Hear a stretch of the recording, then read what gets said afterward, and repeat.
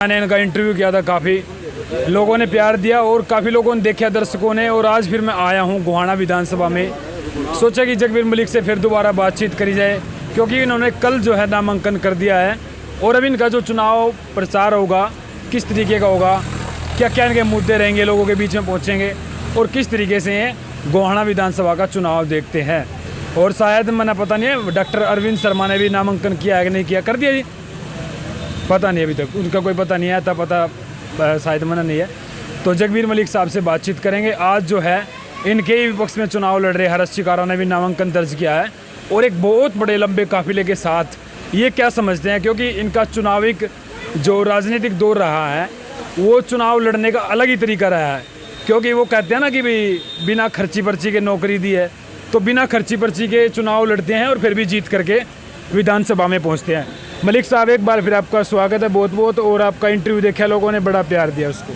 धन्यवाद। आम जनता का भी मैं धन्यवाद करता हूँ जिन्होंने मेरे इंटरव्यू को देखा है। तो मलिक साहब, मैं देख रहा हूँ कि आप राजनीतिक करने का काफ़ी बड़ा आपका अनुभव रहा है उस चीज़ में।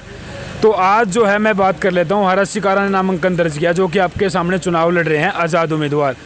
और वो भी कहते थे कि मैं टिकट लेके आऊँगा, हुड्डा साहब से कहीं ना कहीं इशारों में बातचीत कर रहे थे, लेकिन हुड्डा साहब ने आपकी टिकट दी है और उनकी टिकट काट दी।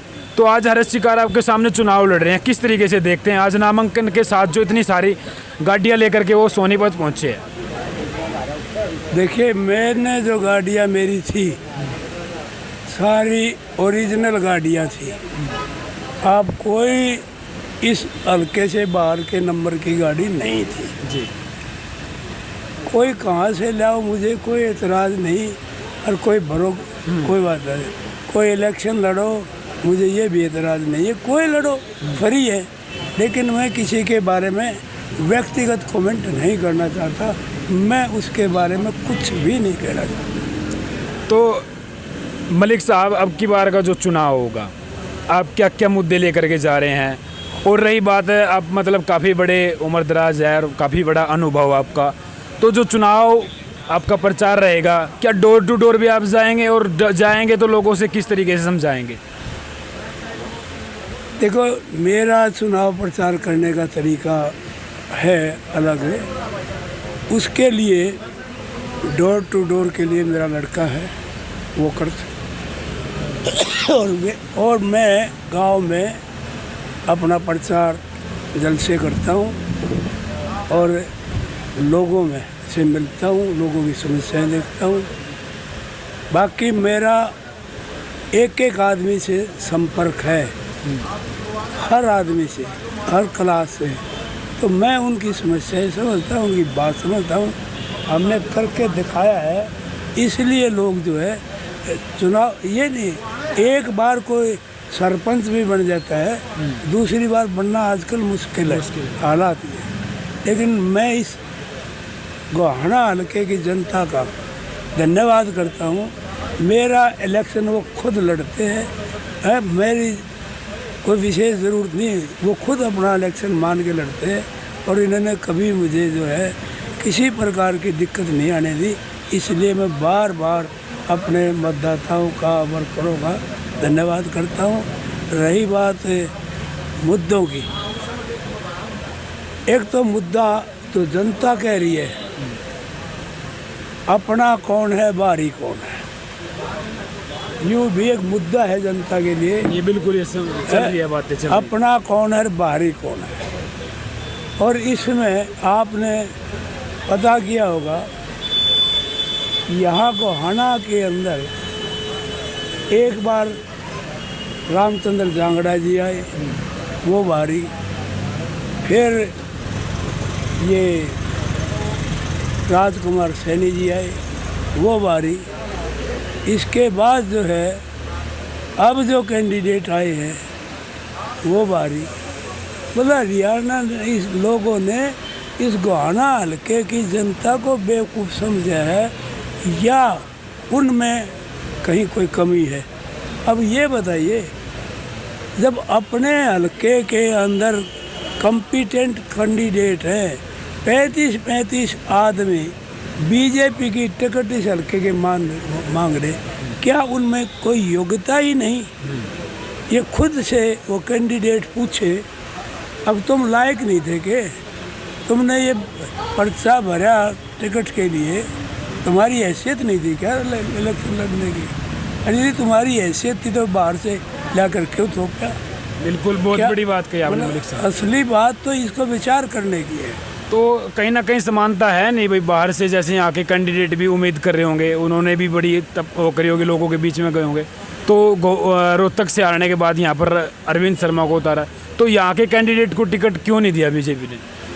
तो यही तो मैं पूछ रहा हूँ कि जो आदमी सबसे ज़्यादा वोटों से हरियाणा में हारा है, एमपी में, वो इस काबिल होगा कि आने की जनता उसको स्वीकार कर लेगी? वहाँ स्वीकार नहीं किया तो गुहाने की जनता भी मुझे नहीं लगता स्वीकार नज़दीक भी नहीं है। और ये यहाँ एमपी बन के गए थे, क्या ये जवाब देंगे? एमपी बन के गए, कितने लोगों से ये मिले। अब फर्जी ड्रामा करने से कोई फ़ायदा नहीं। इसके जो पुराने कार्यकर्ता थे एमपी के लिए, वो कितने साथ हैं, मैं बहुतों को जानता हूँ। आज वो ये कहते हैं कि हम दिल्ली इनसे मिलने गए, हमने सारे उस साल इसके पीछे ख़राब कर दिए, लेकिन ये दिल्ली मिलने गए तो बगैर मिले आना पड़ा। ऐसे मेरे पास है आदमी, तो जो आदमी दिल्ली जाने पर भी नहीं मिलता। रोहतक वालों की क्या कंप्लेंट थी? रोहतक की भी यही कंप्लेंट थी, किसी को मिला नहीं, बनने के बाद आया नहीं, कोई वहाँ गया तो वहाँ मिला नहीं। ये यदि गुहाने वाले ये चाहते हैं भाई ये वोट ठग कर चला जाए तो देते, मुझे कोई एतराज़ नहीं, मुझे क्या एतराज़ हो सकता है? तो मलिक साहब आपने कही है कि भाई बाहरी लोग से कैंडिडेट दिया है बीजेपी ने। अब एक बात और कहेंगे लोग, कुछ लोग, कि भाई कांग्रेस के भी तो घने दावेदार होंगे ना। अभी कांग्रेस से आई बार जगबीर मलिक साहब ही टिकट लेके आते हैं, तो कहीं ना कहीं पार्टी भी निष्पक्ष मतलब टिकट नहीं देती, आपको ही बार बार देते, तो औरों की भी तो उम्मीद होगी ना इस चीज़ में। आप देखिए, मुझे कोई एतराज़ नहीं, मैंने तो पहले भी कह दिया था, पार्टी में सर्वे भी होता होगा, काम का भी आंकलन होता होगा, किसने काम किया, कौन पब्लिक है। कोई ऐसा कैंडिडेट ये बता सकता है, चाहे बीजेपी हो, चाहे कांग्रेस हो, चाहे और पार्टी हो, जो लगातार 5 साल तक लोगों के दुख सुख में सारे हल्के में गया हो? कोई आगे बता दे। 2 महीने से पहले कोई कैंडिडेट नज़र नहीं आता था, चाहे वो कांग्रेस का कौन से गांव में गया, किसी के दुख में गया हो, वो बताओ। जब आदमी कहीं जाता ही नहीं, किसी लोगों से मिलता ही नहीं, दुख सुख में नहीं जाता, मेरे को कोई दया करके नहीं दी। एक तो ये मान लो फार्मूला भाई सीटिंग को देनी है, वो अलग बात।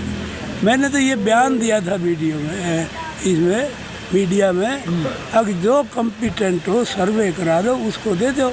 यदि सर्वे में मेरा नंबर आता है, औरों को भी एतराज़ नहीं होना चाहिए। बिल्कुल, आपने सही आपने बात रखी है उसमें, मीडिया में आपने पहले सर्वे में जो नंबर इसका मेरा, मैंने कह दिया था, कोई भी दे दो, मुझे एतराज़ नहीं है।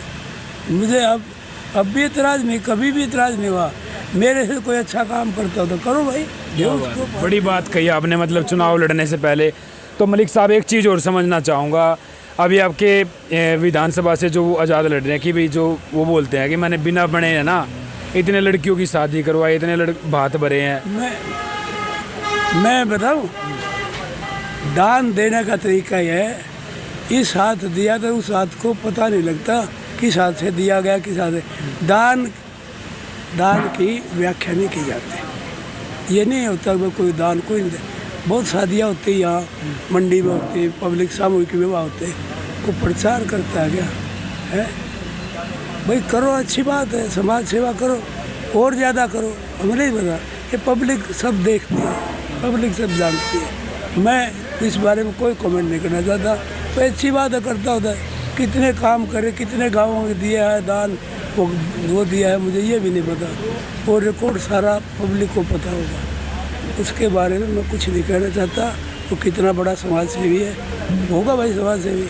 हम तो गरीब से आदमी है, हमारे पास तो ऐसा कोई धन है नहीं है। मेरा तो आप देखोगे, जो 96 में मैंने पर्चा भरा था, उस टाइम मेरी जायदाद कितनी थी, और इन 25 सालों में बढ़ी है या घटी है, वो आप कल मैंने दाखिल किया पर्चा, उसको और उसको निकलवा लो, 96 वाले को और इसको निकलवा लो।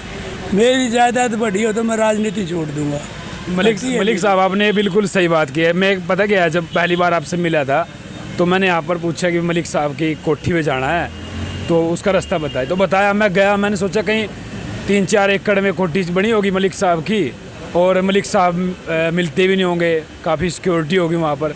लेकिन जब आपका घर देखा, जब आपका निवास स्थान देखा, बिल्कुल जैसे साधारण आदमी को होता है गांव में, उस तरीके का आपने मतलब घर में बैठे हो, इसी तरीके से साधारण तरीके से आप चलते हो।